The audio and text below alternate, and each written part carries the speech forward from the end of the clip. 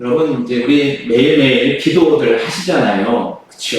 기도하실 때 우리는 대략, 몇 가지 원칙과 순서를 가지고 기도하는데, 제일 먼저, 뭐라고 하나님께 기도하십니까? 하나님을 보통 제일 많이 부르죠. 이 기도가 누구를 향하는 것인지. 여러분들은 기도할 때 하나님을 어떻게 부르고 시작하십니까? 아버지, 네, 또, 안 하세요? 안 부르고 그냥 하세요? 감사합니다. 감사합니다부터 시작하십니까? 네. 하나님은 어떻게 부르고 계세요? 어떤 분은 이렇게 보통 얘기하시죠. 살아계신 하나님, 또 은혜가 충만하신 하나님, 또 아까 권사님 얘기하신 것처럼 아버지 하나님, 또 하나님 아버지, 또 어떤 분은 늘 함께 하시는 하나님, 천지 만물을 지으시고 세상의 역사를 주관하시고 뭐 이런 식으로 그냥 하나님에 대한 장황한 설명을 하시는 분들도 혹간 계시기도 합니다. 어떻게 보면 하나님을 비슷하게도 부르기도 하지만 저마다 하나님을 부르는 호칭, 또 하나님을 표현하는 표현이 전혀 다르게 부르시기도 합니다. 그러면 우리가 하나님을 부르는 호칭이나 이 수식어가 틀릴까요? 제가 하는 것과 여러분이 하는 게 다르기 때문에 둘 중에 한 사람은 맞고 둘 중에 한 사람은 틀릴까요? 그렇지 않지요. 네, 우리는 하나님을 부를 때 내가 경험한 하나님을 고백하게 됩니다. 내가 나를 사랑하시는 것을 느꼈으면 사랑이 많으신 하나님이라고 하나님을 부르고, 내가 하나님의 은혜를 많이 경험한 느낌이 있다면, 그런 고백이 있다고 체험이 있으면 하나님이 은혜롭다고 말하게 되겠죠. 그리고 정말 내 삶의 위기 가운데 나를 도우시고 나와 함께 하신다는 것을 느끼신 분, 경험하신 분들은 나와 함께 하시는 하나님이라 이야기합니다. 어떤 분은 이 모든 것을 다 한 번에 다 고백하시는 분들도 있습니다. 그것은 하나님을 개인적인 상황에 따라서 다르게 경험했기 때문에 하나님을 다르게 부르는 거죠. 그렇다고 한다면 하나님을 각각 사람마다 다르게 경험했다고 한다면 하나님은 어떤 분이시기에 그렇게 우리가 다양하게 경험할 수 있을까요? 바꿔 말하면 그만큼 하나님의 모습은 하나님께서 우리를 만나시는 형태와 경험은 각각 다르다는 것입니다. 저마다 다르고 그만큼 다양하다는 것이고, 그렇기 때문에 이 말의 숨은 뜻은 하나님은 전능하시다라고 우리가 말해 볼 수 있습니다. 그러니까 어떠한 부분과 어떠한 형태로든 우리에게 다 하나님을 고백할 수 있도록 하시는 것이죠. 여러분, 초성 퀴즈 혹시 아세요? 초성 퀴즈 잘 모르시죠? 우리 다음 슬라이드 한번 넘겨봐 주실래요, 목사님? 네. 자, 이게 요즘 이제 초등학생들 사이에서나 사람 사이에서 많이 하는 거죠. 자, 이게 뭘까요? 무슨 말일까요? 자, 힌트를 한번 드릴까요? 우리 매추 감사절 맞습니다. 매추 감사절, 그렇죠? 네, 초성 퀴즈입니다. 그렇죠? 자, 그러면 여러분들 위해서 익숙한 건데 하나만 더 해보겠습니다. 자, 우리 정확히. 손 들고 하셔야 되는데 먼저 말씀해 보셨어요. 정학교회입니다. 정학교회. 자, 제가 이걸 왜 그랬냐면요. 성경에는 하나님을 여호와라고 기록하고 있잖아요. 그런데 히브리어 성경에는요, 욤, 해, 와우, 해 이렇게 해서 이 초성 퀴즈처럼 영어로 YHWH 이렇게 표시되어 있어요. 그러니까 뭐냐면 지금 우리가 방금 읽었던 것처럼 지읒, 히읗, 기읒, 히읗 이렇게 해놓으면 우리는 정학교회라는 것을 아는 사람은 빨리 알아보는데, 이게 다른 사람은 조하 뭐 이렇게 할 수 있잖아요. 그렇죠? 그래서 그 이름이 어떤 것인지, 그 음가가 어떤 것인지 알 수가 없어요. 특별히 히브리어는 특히 더 그렇습니다. 그래서 여기에다가 초성 퀴즈 하듯이 여기에다가 뭐를 얘기했냐면 아도나이라고 하는 주라고 하는 그 주님의 이 음가를 붙여서 여호와로 읽기는 했지만 원래 여호와의 이름이 무슨 소리가 나는지 이스라엘 사람들은 말을 해본 적이 없어요. 원래는. 그런데 그것을 읽어야 하니까 아도나이라고 하는 그 말을 붙여서 여호와 또는 야훼라고도 표현하고 있습니다. 그러니까 읽기는 여호와로 읽었는데 원래 발음이 어땠는지 아무도 아는 사람이 원래는 없다는 거예요. 그래서 유대인들은요, 이 말이 너무나 이 단어가 거룩했기 때문에 하나님 말씀대로 함부로 부르면 안 되기 때문에 모음을 빼놓은 거예요. 그러니까 부를 수가 없죠. 그래서 말을 읽지도 않고 그냥 아도나이라고 읽었습니다. 여러분, 왜 하나님께서는 그 이름을 우리에게 주시기도 하셨지만 자기 이름은 함부로 부르지 말라고 하셨을까요?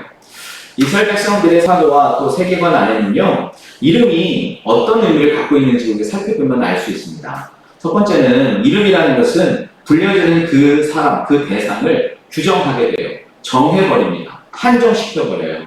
그 이름이 설명하는 의미나 역할이나 관계까지도 함께 정의가 됩니다. 특별히 이름을 우리가 물건에도 이름을 붙이잖아요. 그렇죠? 우리도 물건에도 이름을 붙이죠. 그러면 그 물건에 이름을 붙이면 그 물건은 그 이름이 붙여진 역할에 한정됩니다. 사람은 이름을 부를 때, 명칭을 부를 때 그것을 상상하게 되고 그것에 집중하게 되고 그 영역을 제한해버리게 되는 거죠. 예를 들면 물이라고 해보십시다. 물은 액체 상태로 있긴 하지만 그것이 우리의 몸에 수분이 되기도 하고 비가 물이 되어서 흘러가기도 하고 강도 될 수도 있고 또 때로는 우리에게 식수가 될 수도 있고 우리에게 생활용수도 될 수 있는데 물이라고 하는 것에 그 모든 역할을 한정시켜버리게 되면 우리는 그 너머에 있는 물의 다양함을 놓치게 된다는 거예요. 그래서 하나님의 이름을 부르게 되면 하나님 어떤 이름을 부르게 되면 하나님을 규정해버리고 하나님을 정해버리게 됩니다. 그래서 하나님의 그 무한하고 다양함을 우리가 다 알기도 어렵고 그 하나님을 제한해버리게 되는 거죠.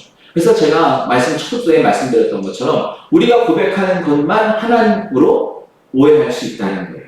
우리 하나님을 크고 위대하고 엄청난 능력을 갖고 계신 분이신데 그 하나님을 우리도 모르는 사이에 축소해서 대하게 된단 말입니다. 두 번째는 이름을 부를 때 그 이름을 부르는 사람과 불림을 받는 사람의 관계가 설정이 됩니다. 그것이 때로는 부모와 자식의 관계가 될 때가 있고요. 또 친구 관계가 될 때가 있고 또 때로는 상하, 또 주인과 종의 관계가 될 수 있고 혈연 관계가 정의가 될 수 있습니다. 뭐냐면 이름을 짓는 사람이 그 사람보다 높은 권위를 갖게 되는 거예요. 그래서 하나님께서도 이름을 짓는 이 일에 매우 중요한 일을 여기셔서 처음 하나님께서 인간을 지으시고 뭐라고 부르셨죠? 보시기에 시킴이 좋았더라. 그것은 이제 하나님의 마음의 표현이고 불렀어요. 이 존재에 대해서 뭐라고 불렀어요? 아담. 네, 그것은 그 아담의 뜻이 사람이라는 뜻이에요. 네, 사람. 그러니까 그 하나님께서 내가 짓고 만든 이것을 사람이다라고 명하겠다 얘기하신 거예요. 그리고 나머지 짐승들에 대해서는 각종 짐승들은 이미 사람을 만들기 전에 있었지만 그것들의 이름은 없습니다. 나는 것, 기는 것, 물 속에 사는 것 이런 것들로만 한정되어 있었지 그들의 명칭은 없었어요. 그런데 하나님께서 아담에게 그 일을 주셨어요. 아담에게, 사람에게 모든 창조물의 이름을 정의하는 일을 주신 거예요. 그렇기 때문에 사람이 세상에 있는 모든 만물을 다스리고 그것들을 주관할 수 있는 권한을 하나님께서 위임해 주신 것입니다. 그러니까 우리가 하나님의 이름을 부른다는 것은 하나님과 관계를 맺는 것이고 하나님을 잘못 경솔하게 부르면 하나님보다 더 높은 자리에 서게 되는 위험한 일이 생길 수 있기 때문에 하나님께서 우리에게 하나님의 이름은 함부로 부르지 마라 라고 이야기하는 겁니다. 세 번째, 이스라엘 사람들에게 있어서의 그 이름은요, 그들의 삶과 신앙 고백이 되기도 합니다. 예를 들면 자녀의 이름을 부를 때, 자녀의 이름을 지을 때 부모의 닥친 상황과 아픔을 가지고 이름을 짓게 되죠. 룻기에 보면 나오미가 나오잖아요. 나오미는 원래 무슨 뜻입니까? 기쁨이라는 뜻이에요. 그런데 그 기쁨이 처음에 다른 나라 갔다가 다시 돌아오면서 이제 나를 나오미라고 부르지 마라. 뭐라고 부르라고 해요? 마라라고 부르라. 네, 쓰다. 난 기쁘지 않다. 달지 않다. 내 인생은 쓰다. 그래서 이름을 부른다는 것은 바로 그 사람의 삶과 신앙의 고백이 됩니다. 그래서 하나님께서 사람을 지으실 때나 하나님의 특별한 일을 행하실 때 하나님께서 직접 이름을 짓게 하시고 지어서 주시기도 합니다. 예수님 같은 경우에 그 이름을 뭐라 하라 그랬어요? 예수라 하라, 여호와, 여호수아라, 예수아라 하라, 조슈아라 하라 미리 정하고 알려주셨다는 거예요.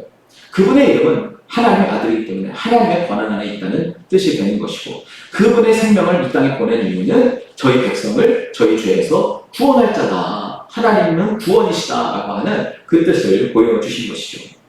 그래서 남의 뒤꿈치를 잡고 살았던 야곱을 하나님께서는 이스라엘이라 이름도 바꿔주셨어요. 그래서 우리는 이름이라고 하는 것은, 이스라엘 사람들에게 있어서의 이름이라고 하는 것은 그들의 삶과 신앙의 고백이 됩니다. 그래서 하나님의 이름을 정해주지 않고 부르지 않게 하시는 이유는 아까 처음 서두에 말씀드렸던 것처럼 하나님의 무한한 능력과 하나님의 존재에 대해 의심하지 말고 믿고 나아갈 것이고, 그분이 얼마나 광대하고 크신 분이라는 것을 알려주기 위해서 하나님께서 이름을 함부로 부르지 말라고 하셨어요. 다만 하나님께서 스스로 자기가 누구인지를 밝히신 장면이 한 군데 딱 나오거든요. 그게 어디냐면 모세가 얘기한 부분이에요. 하나님, 이스라엘 백성들이 누가 보냈냐 그러면 누가 보냈다고 할까요? 여호와가 보냈다고. 그럼 여호와가 누구냐는 거예요. 나는 스스로 있는 자리라.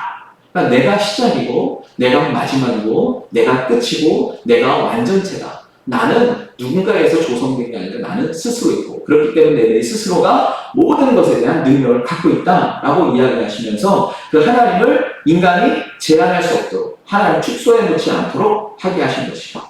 그러니까 이런 하나님의 이름을 함부로 부르지 말아야겠죠. 그렇죠? 그래서 하나님을 이렇게 부르면 하나님을 자기 신앙 고백을 하는 것도 물론 나쁜 것은 아니지만 하나님을 제한해버리고 하나님을 규정짓고 하나님을 축소해버릴 수 있는 위험성이 있기 때문에 우리에게 조심해서 불러라, 생각하고 말해라 라고 이야기하는 겁니다. 그렇다면 이 위대한 이름을 망명되이 일컫지 말라 그랬는데, 이 망명이라는 것은 무엇인지 우리가 알아야 망명되이지 않게 부를 것 아니에요. 근데 이 망명되다라고 하는 말에 쓰였던 이 샤브라고 하는 단어였어요. 이 샤브의 뜻은 대략 세 가지로 하게 되는데, 첫 번째는 사악하다, 범죄하다 이런 거예요. 그러니까 하나님의 이름을 사악한 곳에, 범죄하는 죄 있는 곳에 쓰지 말라는 것이에요. 두 번째 뜻은 뭐냐면 위선, 거짓 이런 거니까 하나님의 이름을 거짓되는 일이거나 위선하는 일에 쓰지 말라는 것이고, 세 번째는 공백, 허무, 없다, 비어있다 이런 뜻입니다. 그러니까 이 세 가지 뜻을 함께 좀 확인해 보면요, 첫 번째 하나님을 사악하게 하고 범죄하는 것은 하나님 자체를 무시하고 하나님이 없다 여기는 거예요. 하나님이 계신데도 하나님을 믿지 않는 것이 죄라고 성경은 규정하고 있기 때문에, 그래서 하나님의 존재를 부인하고 부정하는 것, 하나님을 무시하는 것, 하나님을 있으나 마나 하는 존재로 낮춰버리는 것이 바로 망명되이 이끄는 겁니다. 사무엘상 13장에 보면요, 다윗과 골리앗의 싸움이 나와요.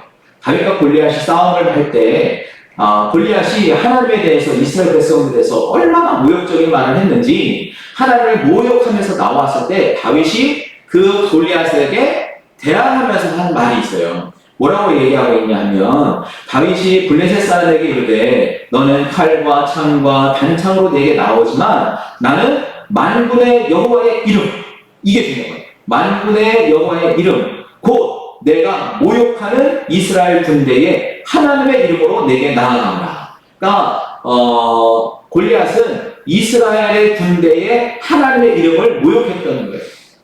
그 모욕이란 무엇일까요? 하나님을 업신여기고 하나님을 없다 여긴 거죠. 자기네 신이 더 강하고 하나님은 없는 것처럼 하나님을 죄악으로 만든 버립니다.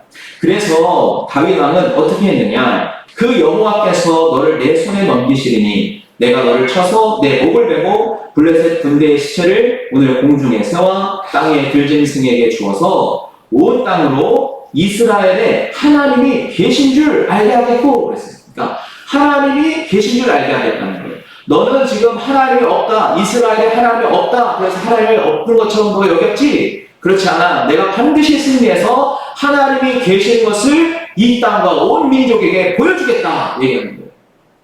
이게 하나님을 없게 여기는 것, 사악한 범죄로 하나님을 무시하고 하나님이 있으나마나한 존재로 낮추는 범죄에 사용했던 그 골리앗에게 사용됐던 이야기입니다.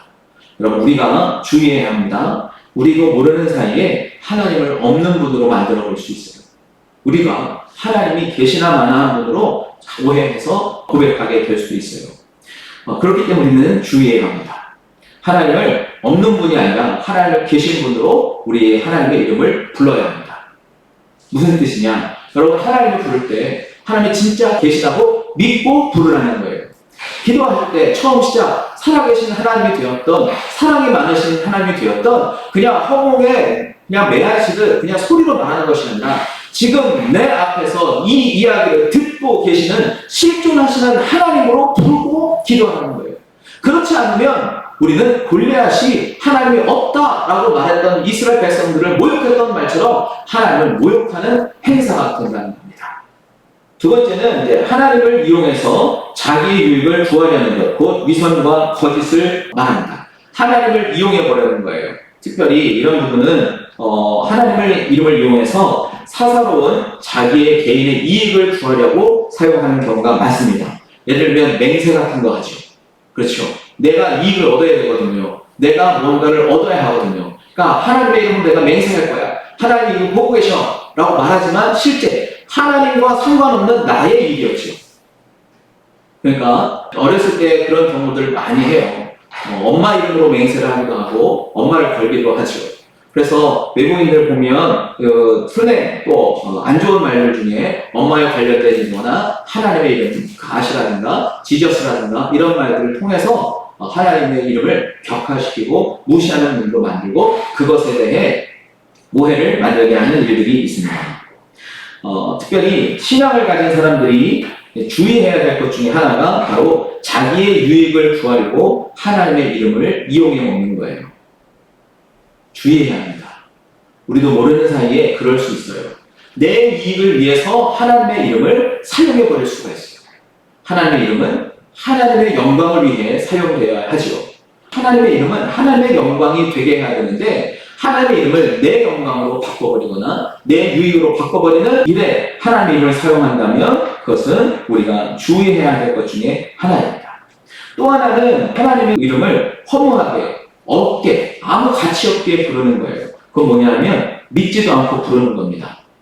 아까 잠깐 말씀드렸는데, 얘기 좀 했는데, 우리는 주로 뭐 요즘 이제 젊은 친구들이 오 마이 갓 이런 거 많이 하잖아요.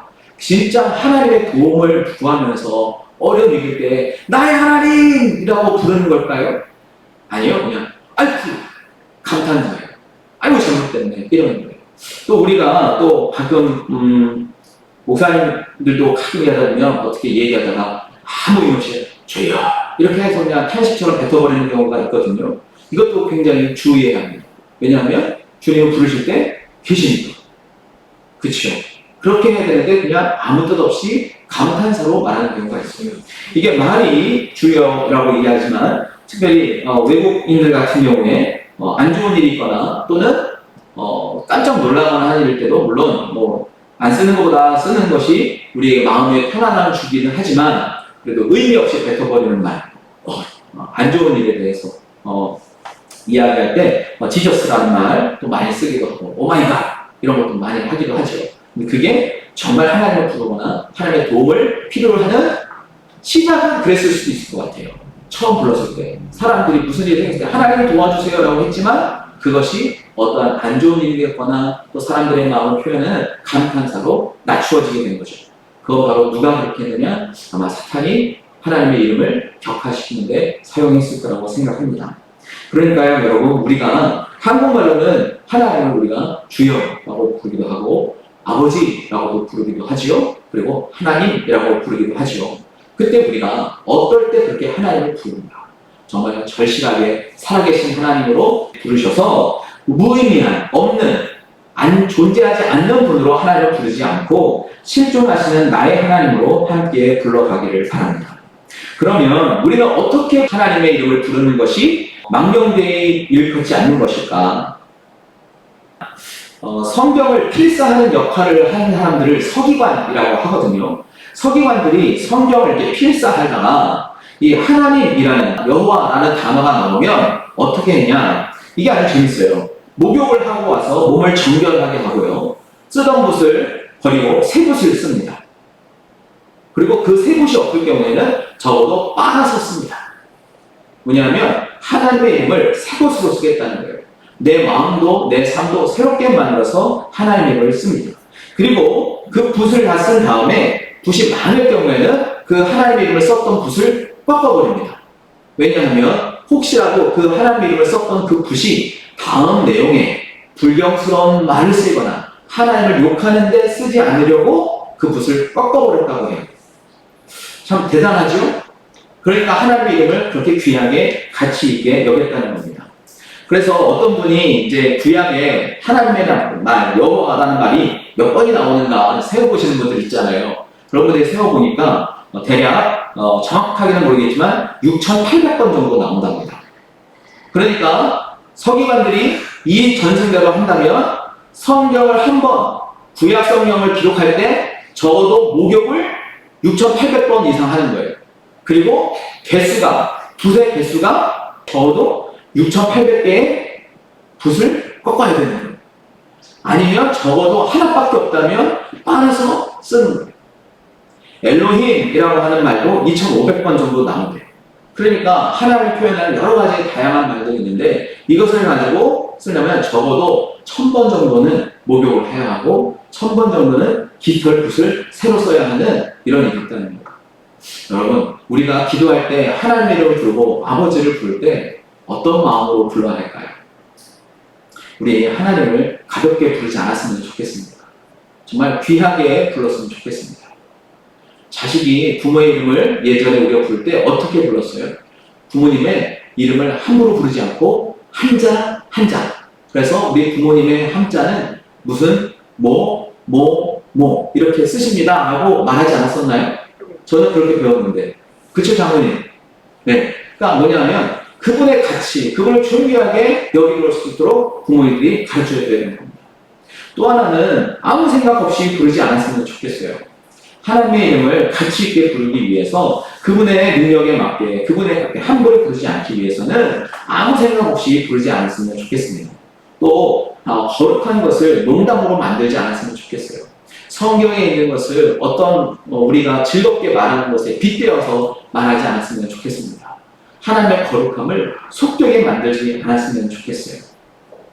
그리고 또 하나는 하나님의 이름을 망령되이 부르지 않기 위해서 우리가 하나 노력해야 될 것은 하나님의 격을 낮추지 않았으면 좋겠습니다. 예를 들면 이런 거죠. 우리나라 말은 똑같은 단어인데 대상에 따라서 쓰는 용어가 다릅니다. 예를 들면 밥이라고 하는 것을 생각해 보십시다. 아이들에게 줄 때는 아이들에게 밥을 주죠. 근데 아이들이 부모님에게 말할 때는 아버지 밥 드세요 라고 이야기합니까? 아니요. 진지 드세요 라고 이야기하죠. 그런데 우리가 왕에게는요. 진지 드세요 이야기합니까? 왕에게 내놓는 상은 수라 라고 이야기합니다. 그렇죠. 그래서 대상이 누구냐에 따라 용어가 다른 거예요. 왕의 밥상을 수라라고 쓰고 어른의 밥상을 진지라고 쓰고 어린아이들의 밥상을 일반적인 밥상이라고 쓰듯 우리는 하나님의 격에 맞는 용어와 단어를 사용해야 하면 좋겠습니다. 그래서 우리가 일상적으로 쓰는 말에 붙여서 쓰거나 욕으로 쓰는 일에 쓰거나 아니면 함축적으로 붙여서 짧게 하는 말을 쓰지 않았으면 좋겠습니다. 때로는 이런 경우가 있죠. 우리가 사람들 만날 때 특히 정치인들이거나 이런 사람들 이야기할 때 여러분 우리 조심해야 됩니다. 예를 들면 이제 우리 윤석열 대통령을 말하면서 사람들이 윤석열이가 뭐 이렇게 이야기하고 그렇죠? 또 어떤 국회의원의 이름을 들면서 누구누구가 말이죠 이렇게 이야기하죠. 그런데 막상 그 사람하고 만나면 어떻게 합니까? 아이고 대통령님, 아이고 국회의원님 이렇게 하잖아요. 남의 이름을 빌어서 그렇게 격하해서 만드는 것은 그 사람에 대한 신뢰 아니겠습니까? 적어도 그 사람의 대우는 해줘야 되지 않겠습니까? 하나님을 우리가 그렇게 부르는 경우가 있단 말이에요. 저는 집회를 굉장히 좋아하시는 목사분이 한 분 계세요. 근데 그분이 광화문에서 집회를 하다가 어느 날인 거죠. 하나님 나한테 죽어! 이랬다. 세상에. 그래서 저는 그분이 하시는 행동과 또 그 집회하는 거에 대해서 반대는 하지 않습니다. 옳은 일들도 있고 바르게 말하는 게 있으나 그러나 하나님에 대해서 그렇게 표현하는 것은 잘못 표현했다라고 저는 생각합니다. 여러분, 어떻게 우리가 하나님한테 너 죽어 이렇게 이해할 수 있겠어요? 그럴 수는 없잖아요. 그렇지 않겠습니까? 그러니까 그분의 격에 맞는 용어 선택을 우리가 해야 하겠습니다. 하나님께 어울리는 용어를 사용해 주시기 바랍니다. 그것이 하나님을 망령되이 이끌지 않는 거예요. 또 하나 이제 마지막으로는 하나님의 이름을 더욱 소중하게 여겼으면 좋겠습니다. 소중하게. 막 부르지 않았으면 좋겠습니다. 우리가 성경에서 말하는 것처럼 그 이름 안에는 그 뜻이 포함되어 있고 그분의 인생이 담겨져 있는데 하나님을 우리가 함부로 부르지 않았으면 좋겠습니다. 또 하나님의 이름을 소중하게 여기려면 헛된 맹세를 하지 않아야 하겠습니다. 그리고 아까 말씀드린 것처럼 거짓말을 하는데 하나님의 이름을 사용하지 않고 내 사리 사욕을 위해서 하나님의 이름을 초대하지 않았으면 좋겠습니다. 무엇보다도 하나님의 영광을 위해 내가 사용이 돼야지 내 영광과 내 만족과 내 무엇은 소욕을 위하여 하나님의 이름이 사용되는 일은 하지 않았으면 합니다. 그리고 무엇보다도 선한 일을 하는 곳에 하나님의 이름이 나타나도록 해주시기 바랍니다. 악한 일에 하나님의 이름이 사용되지 않도록 교회 이름이 들먹이지 아니하도록 우리가 노력해야 하겠습니다.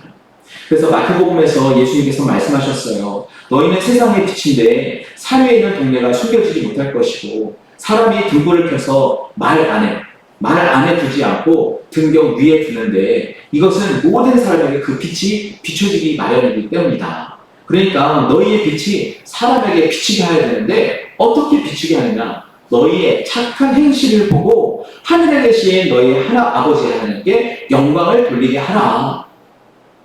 우리의 삶을 기반으로 한 하나님의 이름이 드러나야 한다는 거죠. 이름 안에는 그 사람의 인생이 담겨있기 때문입니다. 하나님의 이름에는 우리의 삶이 투영되게 되어 있어요. 우리를 보고 사람들이 하나님의 이름을 알아챕니다. 우리가 하나님의 형상이듯 우리의 삶이 하나님의 이름값 하는 사람 되었으면 좋겠습니다. 생각을 해보면 우리는 하나님을 너무 함부로 불렀던 경험들이 있습니다. 하나님을 막 불렀어요. 아무 때나. 그런데 이제는 조금만 더 주의를 기울이고 생각을 가지고 내 앞에 계신 분이랑 함께 불렀으면 좋겠습니다. 또 그분의 격에 맞는 말씀을 대화를 해나가면 좋겠습니다. 그리고 무엇보다도 더욱 소중하게 그분의 이름을 사용하면 좋겠습니다. 그런데 말씀을 준비하다가 제가 재밌는 사실을 하나 발견했는데요. 마틴 루터 목사님이 대요리문답이라고 하는 신앙에 대한 신학적 문제와 질문과 대답을 통해서 성경 공부를 해놓으셨는데 그 중에 3계명에 이 망령되이 일컫는 망령되게 하나님의 이름을 부르는 사람은 어떤 것이냐 하면서 대략 10가지 정도의 이야기를 써놨거든요. 그 중에 뭐 예를 들면 하나님의 이름을 명한 대로 사용하지 않고 신성모독하고 사기에 사용하고 뭐 저주하고 맹세하고 이런 것들에 무지하게 쓰는 거 이런 것들 다 포함되어 있는데 이런 것도 하나님을 망령되이 일컬 수 있겠구나 라고 하는 건데 뭐냐면 하나님의 일을 행하지 않고 하나님의 이름에서 멀어지는 것도 하나님의 이름을 망령되이 일컬어요. 예를 들면 하나님이 전능하신 분인데 하나님을 찾지 않는 게 하나님을 무시하는 거예요. 하나님이 계신데 하나님을 없다 여기는 것처럼 하나님이 내 옆에 계신데 하나님은 능력이 없어 내 힘으로 할 거야 라고 하나님을 찾지 않는 것도 망령되이 일컫는 거다 라고 하는 뜻이 그 안에 있더라는 거죠. 여러분, 하나님 우리 앞에 계시고 우리 안에 계신데 우리가 하나님을 부르지 않는 것도 망령되이 일컫게 되는 거예요. 왜냐? 하나님의 존재를 부인해버리게 되는 것이기 때문입니다. 여러분, 우리 하나님을 잘 불렀으면 좋겠습니다. 하나님을 귀하게 불러드렸으면 좋겠습니다.